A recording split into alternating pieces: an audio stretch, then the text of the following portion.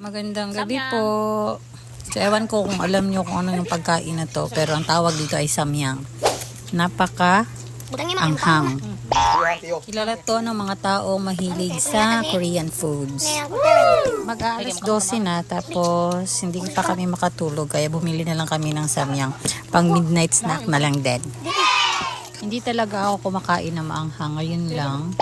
Pagkatapos ko mga anak. Pero hindi pa rin ganun kadaming kinakain ko.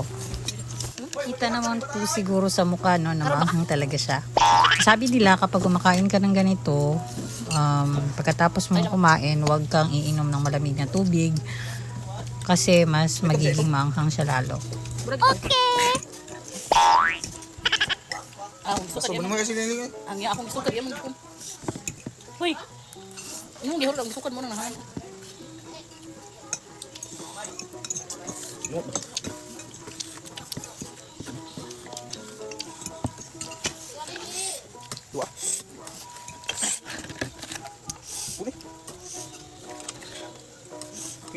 Dapat po daw kainin pagkatapos mong kumain ng maanghang ay sweets para mawala yung anghang.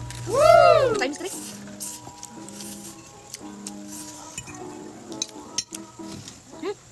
Gamay na lang naman, tiwasa.